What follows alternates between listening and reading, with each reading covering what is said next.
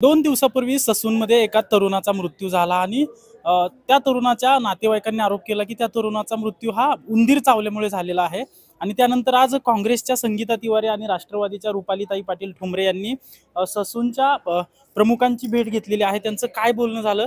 ताई, पहिला प्रश्न असा आहे की उंदीर चावल्याने मृत्यू होऊ शकतो असं आपल्याला वाटतंय का? नाही, आता त्यांनी आम्हाला ते समजून सांगितलं की जे डोमेस्टिक उंदीर आहेत त्यांनी विष नाही, लवकर 50 दिवसानंतर त्याचा इफेक्ट होतो आणि जंगली असेल तर होतो। तर त्या हिशोबाने ते म्हणले की उंदराचं नाही, तरी त्यांनी चौकशी नेमली आहे। परंतु तरी मी आणि रुपालीताई यांनी पुणेकर म्हणून त्यांच्याकडे तक्रार आणि निवेदन अशी केले की साफसफाई आणि ICU मध्ये लक्ष, की उंदीर चावून, भले तो उंदीर चावल्याने मेला नसेल, परंतु उंदीर घुसलाच कसा आणि चावलाच कसा, जे त्याच्या नातेवाईकांचा आरोप आहे। तर त्याच्यावर आम्हाला स्पष्टीकरण पाहिजे की तुमच्या इथे साफसफाई किंवा दुर्लक्ष। गंगा ससूनमध्ये 27 व्हेंटिलेटर आहेत, मग गरिबांनी कुठे जायचं?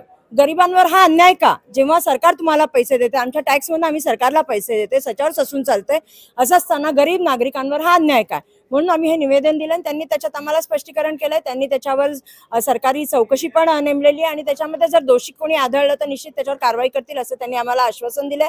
आणि 2 महिन्यात ससूनमधली पूर्णतः व्यवस्था, स्वच्छ सफाई आम्ही बदलू याचं आश्वासन आम्हाला दिलंय। रुपालीताई, आपण जर बघितलं तर हे उंदराचं प्रकरण ताजं आहे, परंतु या नात्या कारणाने ससूनचं नाव नेहमी चर्चेत असतं। मग ते ललित पाटील असेल किंवा आता हे प्रकरण असेल, एकंदरीत तुमची काय चर्चा झाली आणि काय काय सूचना केलेल्या आहेत? सरकारी दवाखाना आहे, सरकारी दवाखान्यामुळे ललित प्रकरण ड्रग्स जे काही आरोपी असतात त्यांना कंपल्सरी सरकारी दवाखान्यामध्ये चेकअपसाठी आणावं लागतं। त्यांना त्यांच्यावर जर आजारी असेल तर ट्रीटमेंट ही करावी लागते। आता राहिला विषय, त्याच्यामुळे ससून चर्चेत आलं, आता उंदीर चावल्यामुळे चर्चेत आलं। मुळामध्ये ससूनचं काम आहे की आलेल्या रुग्णाला योग्य त्या सुविधा आणि मिळणं गरजेचं आहे आणि तो जो रुग्ण आहे तो बरा करणं गरजेचं आहे।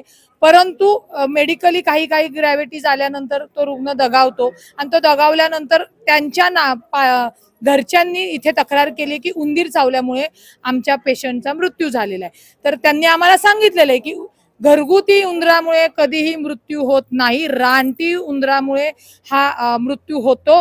आणि घरगुती जर उंदीर चावला तर तो 50 दिवस, 90 दिवस, 60 दिवस, वर्षभर अशा याने होतं। परंतु जेव्हा ही बातमी बाहेर आली तेव्हा आमचं काम आहे की पुणेकर म्हणून आम्ही त्यांना जाब विचारला। त्यांनी याच्यावर चौकशी नेमलेली आहे, याच्यात जे दोषी भेटतील त्याच्यावर कारवाई होईलच। परंतु आम्ही डीनना विनंती केली आहे की आपली ही रुग्णांना सुविधा देण्याची जी काही पद्धत आहे ती तुम्ही तो दर्जा सुधारला पाहिजे। राज्य सरकारचा जे काही निधी येतो तो तुमचा खर्ची होणं गरजेचं आहे, योग्य खर्ची होणं गरजेचं आहे। नर्स, आया, डॉक्टर्स असतील यांना प्रशिक्षण द्या, नागरिकांशी कसं रुग्णांशी कसं वागायचं, कसं बोलायचं।